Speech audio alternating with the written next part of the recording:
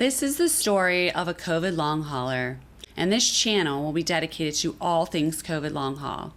If you or anyone you know is suffering from COVID long haul, please join my channel and subscribe.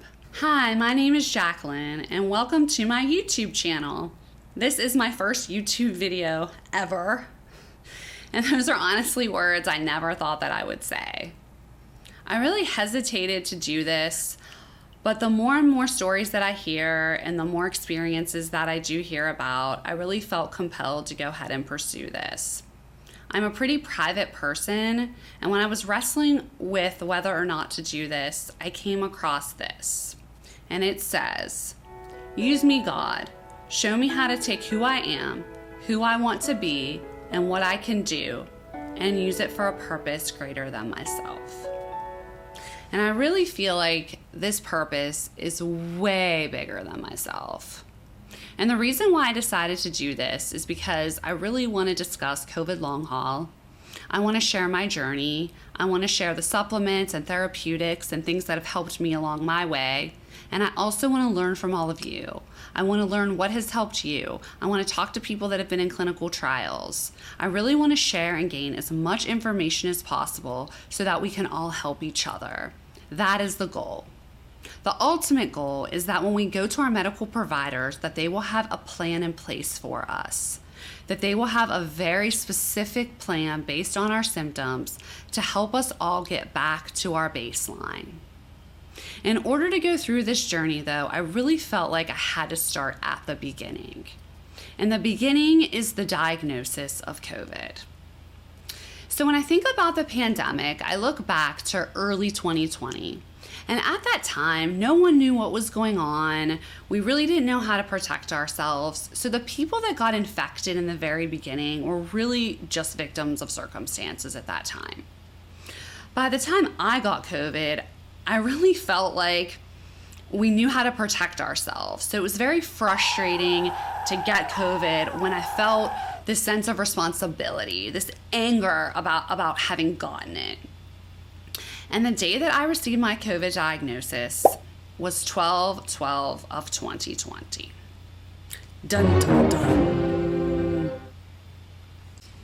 So a few days before that, my husband started to have symptoms, and he went and he tested negative. But then I started to have symptoms, so I went ahead and I drove over to the COVID clinic and I got my test.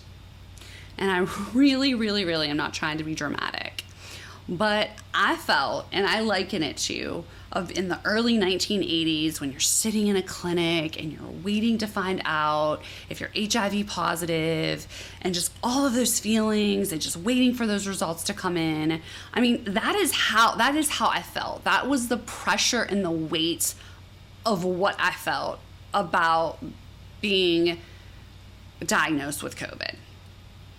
So I'm waiting and I'm waiting for my test results to come in, and my phone goes off, and there it is. Positive. So the first emotion that I felt was just shame. I felt so ashamed. I felt, how did this happen? How did I not protect myself better?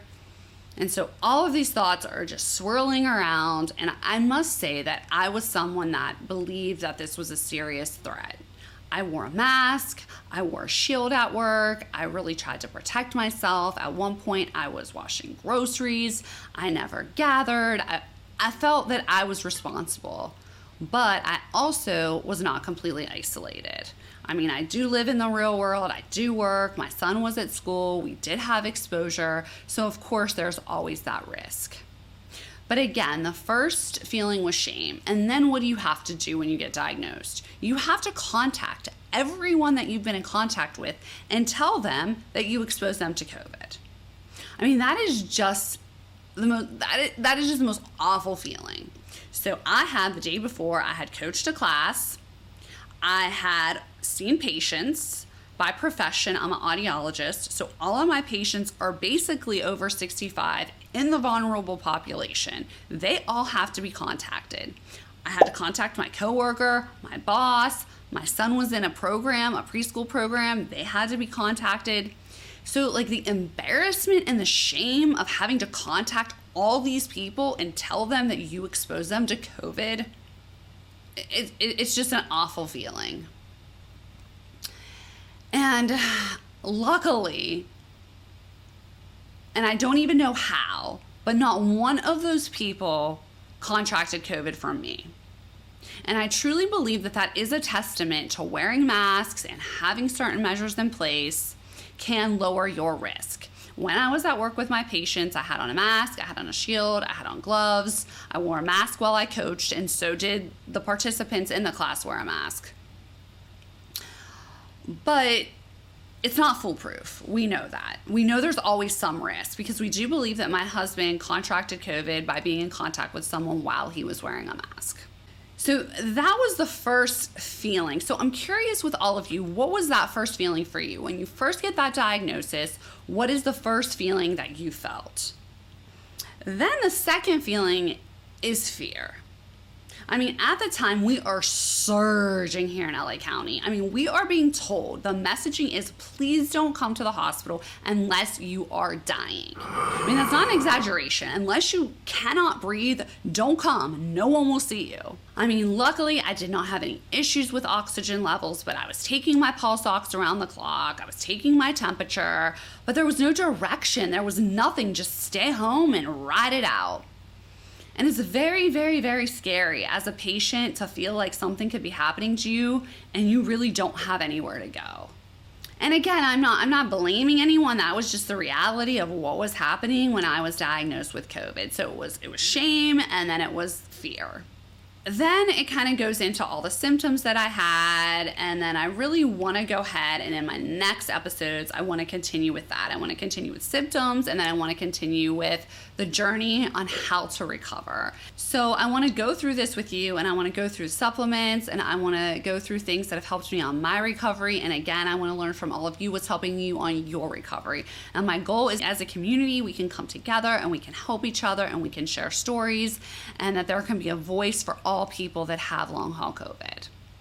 So I hope you will all join me on this journey. And I really ask that you go ahead and, again, words I never thought I would say, but go ahead and subscribe to my channel so we can go ahead and go through this together, and that we can all hopefully find healing and get back to baseline. Like and subscribe. Turn notifications on.